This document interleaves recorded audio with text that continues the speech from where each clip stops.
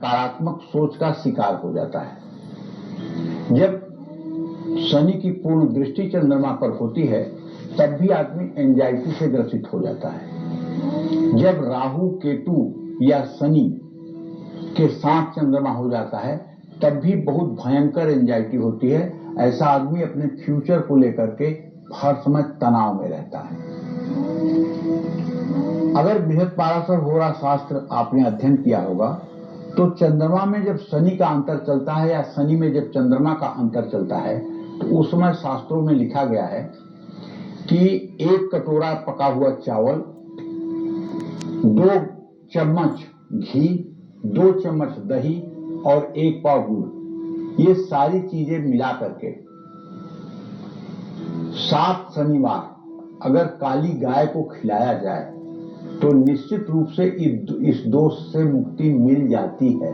ये देखिए ज्योतिषी उपाय, ये शास्त्र में लिखा हुआ उपाय बता रहा हूं, कोई कपोल कल्पना या अपने मन की बात नहीं कह रहा हूं, शास्त्र के प्रमाण की बात है। और बिना इन तीनों ग्रहों के एंजाइटी होती नहीं, बिना इन तीनों ग्रहों के डिप्रेशन होता नहीं, बिना चंद्रमा के दूषित हुए एंजाइटी होती नहीं, बिना चंद्रमा के कमजोर हुए किसी को डिप्रेशन होता नहीं। पक्की बात है, आत्मबल कमजोर होगा तो सूर्य कमजोर है, डर लगेगा तो मंगल कमजोर है, स्किन डिजीज होगी या वाणी में दोष होगा तो बुध कमजोर है, जीवन में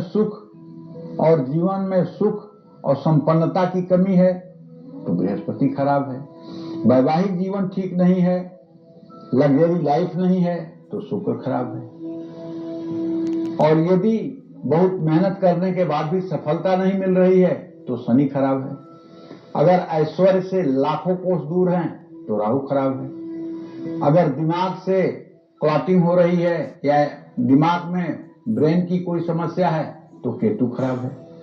तो कहने का मतलब इन ग्रहों को भी ठीक करने के लिए पशु पक्षियों की सेवा करने से हमें लाभ मिलता है।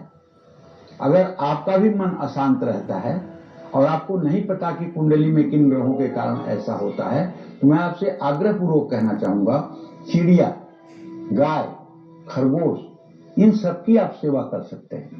चिड़ियों को सप्तधान्य डाल सकते हैं, उनके पीने के लिए स्वच्छ पानी की व्यवस्था कर सकते हैं, गाय को नियमित हरा चारा या रोटी खिला सकते हैं, आसपास खरगोश हो तो उसको फल और सब्जी दे सकते हैं। ये उपाय करने के लिए सोमवार और बुधवार का दिन शुभ होगा। इन उपायों को करने से चंद्रमा और बुध के बुरे प्रभाव कम होंगे, अकारण चिंता या भय में भी कमी आएगी। तो कहने का आशय यह है, जीव जंतु की सेवा से मनुष्य को बहुत सुकून मिलता है। पशु पंछियों को भोजन कराते समय हमेशा ताजा अन्न की व्यवस्था करनी चाहिए, और सब्जियां भी आपको, कच्ची सब्जियां भी आपको खिलाना चाहिए। पंछियों के लिए रात के समय अनाज नहीं डालना चाहिए। जय मां विंध्यवासिनी।